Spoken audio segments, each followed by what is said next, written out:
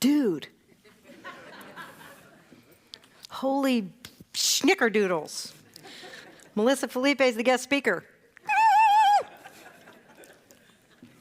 Reverend Joyce was looking forward to speaking today, but she's feeling a little under the weather. So Dr. Edward thought it would be a good opportunity to take one of his ministerial interns out for a test drive. Joyce sends her love and looks forward to seeing you at Wednesday night's devotional chanting evening. 23 and a half years ago, I was a using drug addict. My favorite thing in the world to do was to get high. I had been using since my very beginning of my teens, and I was beyond miserable. I had like negative self-esteem, not none, underneath that. I lived in a perpetual state of toxic disdain for myself and everyone. Then I got clean and sober, 23 and a half years ago.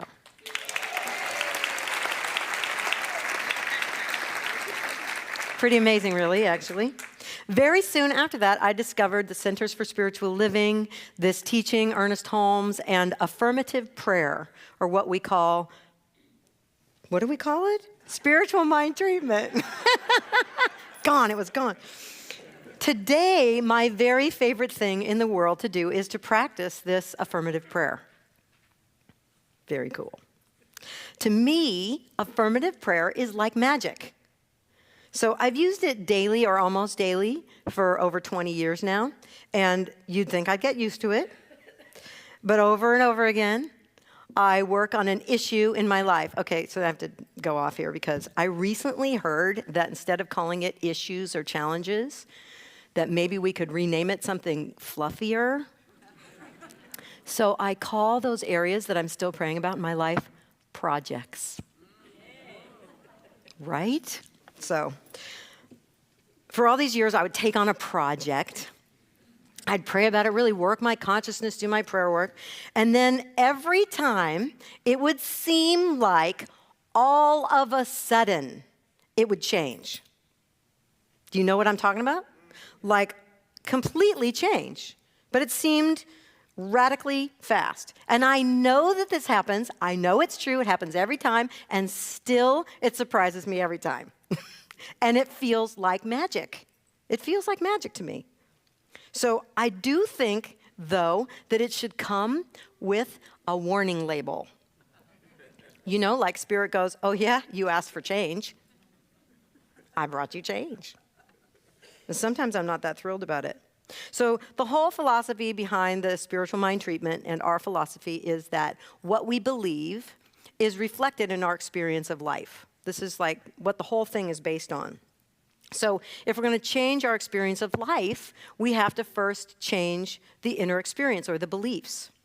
How much change has to take place depends on how far away we are from the experience we want to have now, right? This is why I think we should have a warning label. Because I don't know about you, but some of my projects, they're really, really far away from where I want them to be when I start working on them. That means a lot of change ahead. So there's 2 points in an exercise that I'm going to talk about this morning. 1, practice makes the master. 2, if it's not different, you're not done.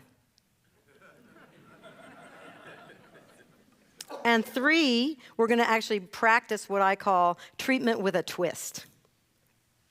So first of all, practice makes the master. So my teacher, as Lawrence said, is Don Miguel Ruiz. And he doesn't say practice makes perfect. He says over and again, practice makes the master. Because whatever you practice, you get good at it, whether it's perfect or not, right? So practice makes the master. So what we're praying for, this is really key. What we are praying for when we pray this kind of affirmative prayer is a change in consciousness. We are actually asking for change. That's why it seems automatic. We change our consciousness, it shows up. It feels like magic. Inside changes, outside changes. So what are we practicing? We're practicing believing something new. One of my favorite teachers says this: a belief is nothing more than a thought that you have thought before that you continue to think. Isn't that so great? A belief is nothing more than a thought that you've thought before that you continue to think. Makes it sound like you could change it, doesn't it? And it's a full body experience, right? You have this thought, you have this inner response. Yes? So if you don't believe me, imagine how you would feel if you were caught in a snowstorm for 2 weeks, can't go outside, with your family of origin. Now, I know that some of us might think that this would be fun, but others of us maybe not so much. What we believe matches the experience of life. So this creates an experience of cohesion in life. This is a good thing. We wake up, we know who we are, where we are, it still matches. It's good. So we don't go crazy. This is a good design. So we're praying for the change in consciousness that will automatically, which is why it feels like magic, lead to a new outcome. So back when I was younger and using, I had this abusive boyfriend.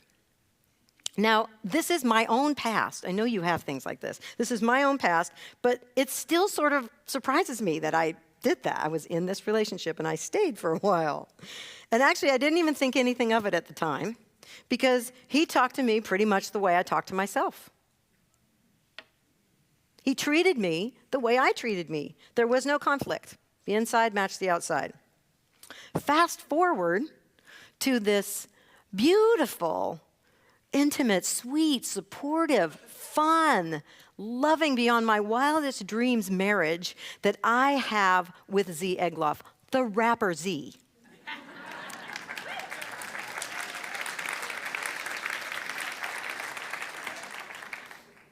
Clearly, I'm not the same person inside.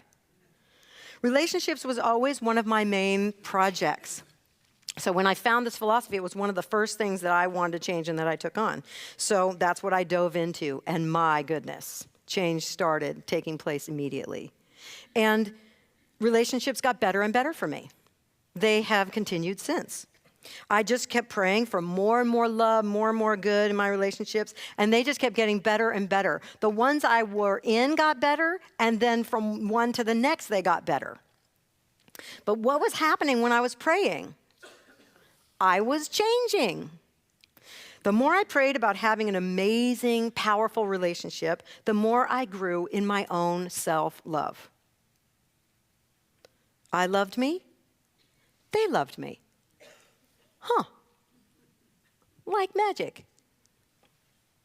So that's the warning label part, though, because there was change in the midst.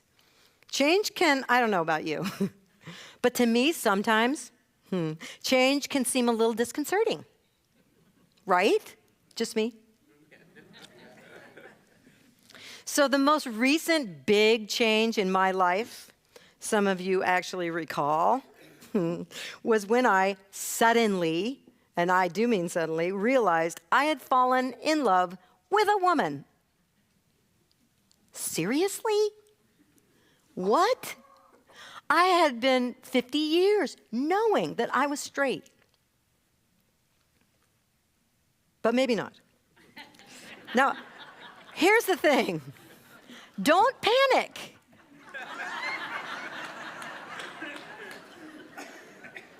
If you pray for greater and greater love and better relationships in your life, I'm not saying that you're necessarily going to turn gay.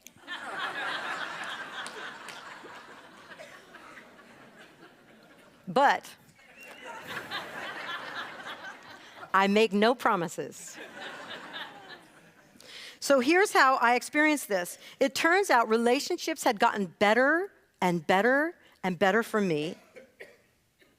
The only way for them to keep getting better for me at that point was for me to realize that I'm a lesbian. That's, for me, what was next, to go to the next level. And talk about seeming like a sudden shift. For any of you who talked to me during those days, it was a little disconcerting. But was it sudden? Was it actually sudden? No, it was not. I had been loving myself more and more all the while for years until I loved myself so much that I could handle that revelation. I could handle this much love, this much good with rapper Z. And the rapping, by the way, that's a whole other answered prayer that was like a little surprising. Just saying. So anyway, I practice believing what it is I want to believe.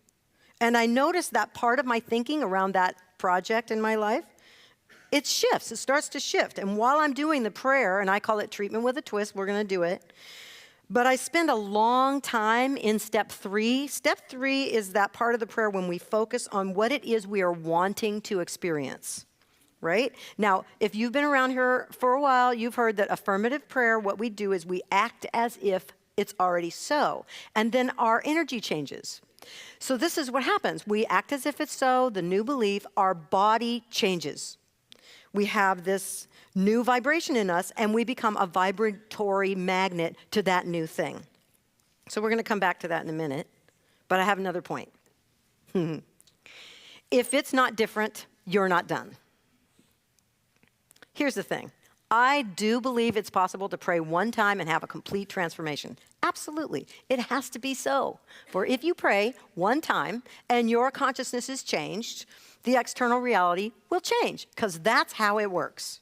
However, Ernest Holmes was known to have said this, and I quote, "If you think you should not have to pray more than once about a thing, I'd like you to come and pray for my client that I've been working with for some time who's been very ill." In other words, some things may take more practice. For instance, I've watched my consciousness changing for many years now around my experience of my body and food and my weight. I used to hate my body. I mean, I hated everything about me, but I would stand in front of the mirror and just berate, just go on about how awful my body was. So through the years, through using this affirmative prayer, I actually, since I've been doing this and this, I have lost 50 pounds. Yay. But these days, I'm actually doing something radical. I decided that every day I would listen to my own weight loss guided meditation CD. Now, there's a thought. That CD, the meditation, is a treatment with a twist. So what I'm watching these days is this whole other layer shifting in me, my consciousness changing yet again. Now what I'm seeing is that what is changing is that I am needing to give myself permission to be as happy as I will be when I love my body that purely. So what I'm finding is that I do love my body more now, already, just the way it is. And I'm watching my whole line of thinking shift. So coming more and more fully into being okay, feeling really great about myself. I had it wired up that if I totally love me, you will hate me. I know I might not be the only one, even though I also know that that's completely insane. And you know what I feel like today? Go ahead. Hate me. Knock yourself out.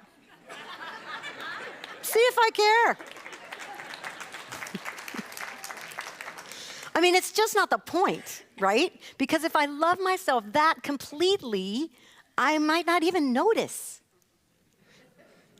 So if you want to take on a bigger issue for yourself, I say go for it. Z and I pray every day. We do our old practice. Not always together. You'll be glad to know we do some things separately. And we have these areas. We call them the big 5. So they are this: connection with the divine, body or health, relationships, work or career or creativity, and money. I'm going to say them again, the big 5. Connection with the divine, body or health, relationships, work or career or creativity, and money. So be patient. Some of these are not small things. If it's not different, you're not done. And as you change, here's one thing that might happen. It happens for me regularly. I start to do my prayer work. My consciousness starts to change. And what I notice is I have more dissatisfaction for the way it is. Because my new consciousness is rubbing up against the old outer expression of my previous consciousness. This is a good sign. Don't stop there. I know so many people that think that, this isn't working, and they stop at that point. Don't do it. I don't recommend it. It will get better. Hang in there. So I promise to get back to how I get myself to really passionately feel the prayer, right? So this is the treatment with a twist thing. So you have to imagine as you pray that what you are wanting is already done. For example, when I think about money, what the original prayer I might think of just off the cuff would be, wait, I got lost. I'm wrong. That's not true. I'm going to say that in a minute. When I think about money, what might the thought be that I will have that will lead to the experience I want to be feeling? So, for example, with money, I might picture myself standing in line at the bank and feel really at ease and peaceful and happy. And then I might think something like, wow, this is so much better than it used to be. So I'm praying for the change in consciousness. And what I've discovered is that there are certain things I say to myself in all areas of life. So instead of looking at the outer thing, I want 5 new clients and 5 new students, I go for the emotional experience and I work backwards. So what I've discovered when I do this is there are certain things that I say to myself about pretty much all areas of the big 5. This is how joy and peace got written. When I look for that current, that is the feeling I want to be having, what I find for almost every area of life is what I want to be having is joy and peace. So here's some of my favorite things that I say, right? So repeat after me. Oh my God. Oh my God. Wow. Wow. This is even better than it used to be. This is way better than it used to be. This is actually better than I ever would even have imagined before.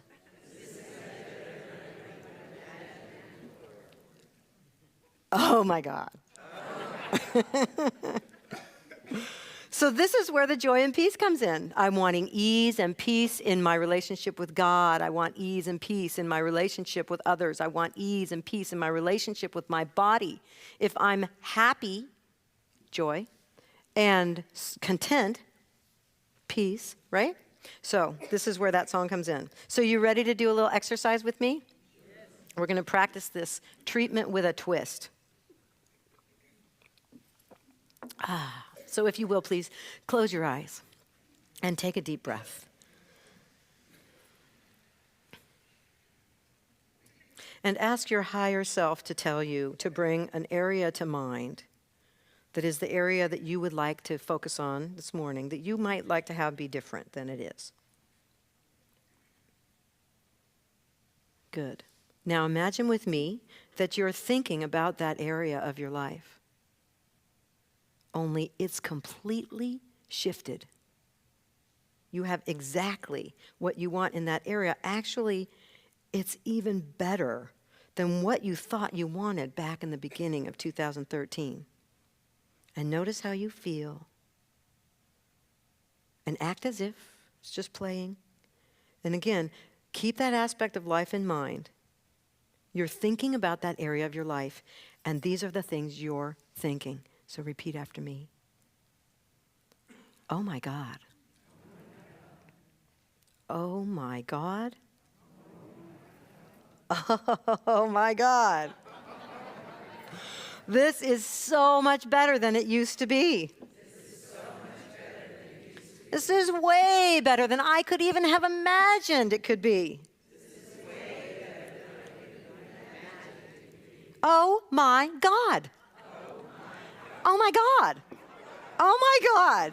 Now I'd like you to open your eyes and look around and celebrating with each other for this change for each other. Say, oh my God.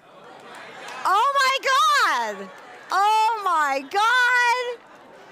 Oh my God. Now stand up. Stand up. Jump up and down a little bit or we're like, oh my God, oh my God, oh my God. Woo. Oh my God.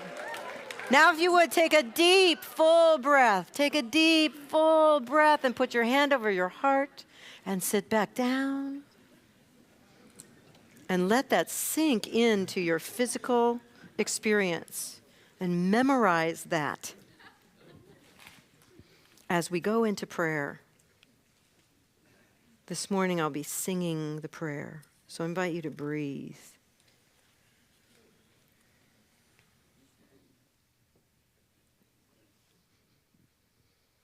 There is only one power. It is infinite, beyond what I can even imagine. And it is all that is, all I see. In the spaces in between what I see, infinitely there, everywhere. This one is what I am. It is my body, it is my mind. It is every part of my life. This is the truth for every being here. This is the truth for everyone who hears this prayer. We are that. We are all that and nothing but that.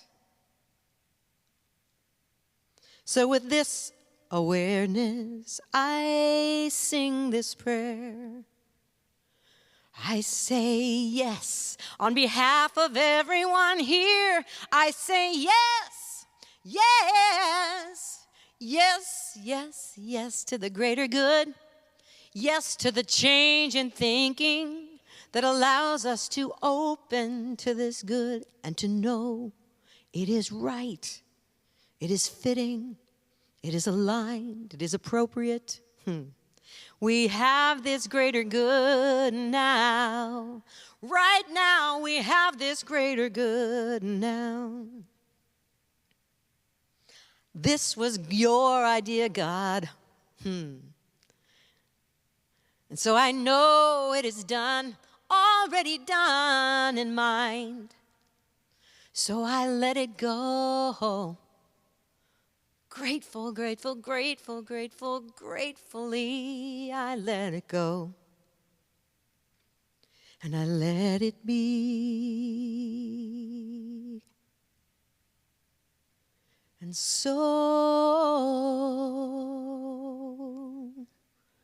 it is. Amen.